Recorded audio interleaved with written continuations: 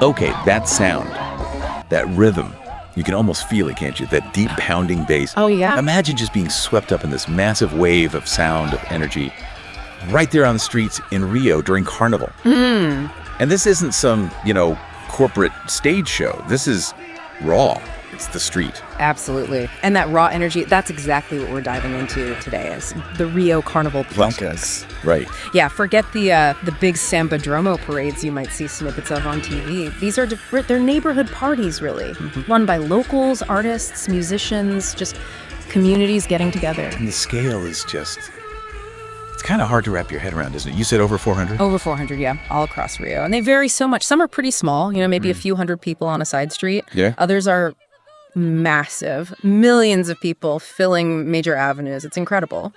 So our mission today for this deep dive is to really get under the skin of these blocos. What are they? Where did they come from? Yeah, the history.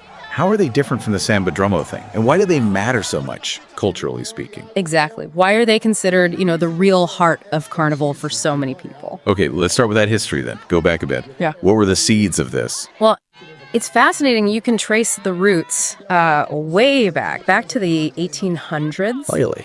Yeah, with these groups called cordons. Think of them as like the earliest versions, really informal processions, people in costumes, maybe some basic instruments, drums, whistles, that sort of thing. Just people gathering and walking. So really organic then, like properly grassroots. Totally. And then, as we move into the 20th century, they started to change, to evolve. How so? Well, they became more musical, definitely. More complex rhythms started coming in. They also got a bit more political sometimes. Ah, okay.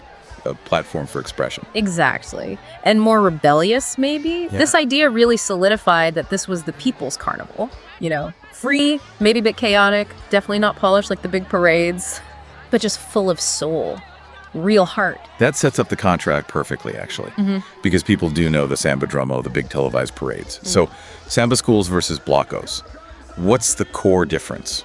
It's a great question, and it really comes down to how you experience it. The Samba look, it's spectacular, no doubt about it. Oh, for sure. The scale, the costumes. Those huge Samba schools, the floats are just unbelievable feats of engineering and art, and it's a judged competition, right? It's designed as a performance to be watched. Yeah, you're sitting in the stands, taking it all in. It's a show. Exactly. You're an audience member. Now, a bloco, it's completely different. It's fundamentally about participation. It just sort of erupts in the street. And the whole point is for everyone to be in it. You're not watching, you're dancing along, singing the songs, moving with the crowd. You're in the parade, not watching it. Precisely. It's immersive, it's raw, it's spontaneous, and it's for absolutely everybody. No barrier to entry. Okay, so to really get a feel for this, we need some examples, right? Talk us through some of the iconic ones, the ones people really need to know about. Definitely. Let's start with maybe the oldest, the most traditional, cordón de bola preta. Hey, place black ball. Black ball rope, technically. Cordón means rope or line. They've been going since 1918. Wow, 1918. That's an incredible longevity. What's their thing? Well, visually, it's the black and white polka dots. Everyone wears them. It's their signature look. Okay, iconic. And the scale. This is one of the giants. They can pull in over 1 million people in the downtown area. It's just a sea of polka dots. 1 million people. That's, wow. And the music. They're famous for playing the marchinhas, those really classic, upbeat, almost antique-sounding carnival songs that everyone knows the words to. It's pure tradition, pure joy. Okay, 1 million people in polka dots singing old school hits. Got it. Who's next? Give us something different. All right, how about Bloco das Carmelitas? This one's got a great story behind it. Yeah. Yeah, the legend is that it was inspired by a nun from the Carmelite convent in Santa Teresa who used to sneak out to join the carnival fun. No way. A party nun. I love it. Right, so that inspires the whole vibe. It's really playful, kind of irreverent. You see loads of people dressed up as nuns. Of course. And maybe, sinners or devils too. It's all very tongue-in-cheek. They start up in Santa Teresa, which is this beautiful, hilly, artsy neighborhood. And the general feel? Fun, definitely fun, a bit cheeky, maybe a little bit sexy, just really embracing that playful spirit of the story. Okay, from nuns to Beatles songs. Yeah. Tell me about Sargento Pimenta. Sergeant Pepper. Exactly, Sargento Pimenta. This one is kind of brilliantly weird. How so? They play Beatles songs, but arranged and performed in samba rhythms with a full samba percussion section. Okay, hold on. Thousands of people singing like Yellow Submarine, but with samba drums. Pretty much. Or Hey Jude, or All You Need Is Love. Sounds kind of nuts on paper, doesn't it? It really does. Yeah. But does it work? Oh, it absolutely works. It's fantastic. The energy is amazing. People go crazy for it. It's just this like perfect, unexpected fusion that Brazilians are so good at. Weird, but brilliant. That's amazing. Shows the creativity, right? Okay, what else represents the diversity here? Let's talk about Monobloco. They're interesting because they're kind of two things at once. How do you mean? They are a very famous, very popular touring band in Brazil year-round, like a professional band. Okay. But they also run one of the biggest, most high-energy blocos during Carnival. So the band basically throws its own massive street party. Exactly. And their sound is this really powerful mix. It's got samba at its core, obviously, but they blend in funk, rock, hip-hop. Oh, cool. Their percussion is just phenomenal, super tight, super driving. And what's kind of amazing is, even though it's this huge street party, the sound quality is actually really good. They managed to sound incredibly polished in that chaotic environment. Sounds intense, like a proper concert, but on the move. Very much so. High energy is the key word there. All right, one more. Give us another flavor. Okay, simpatia e quase amor. Simpatia e quasi amor. Charm is almost love. That's a lovely name. Isn't it? It really captures the vibe. This one's based in Ipanema, the famous beach neighborhood. Right. Their colors are yellow and purple, very distinctive, and they have a really large, very enthusiastic LGBTQ plus following, Okay. which definitely contributes to the atmosphere. It's known for being quite flirty, very fun, lots of beautiful people just having a great time. Very Ipanema, you know? Definitely paints a picture. It really shows there's such a range, isn't there? A blocko for basically every mood or taste? Totally. From traditional to quirky to rock fusion to beach chic. It's all there. So imagine someone listening is now thinking, okay, I need to experience this. What's the practical advice? How do you do a blocko? Right. Practicalities. Super important. First thing, comfort.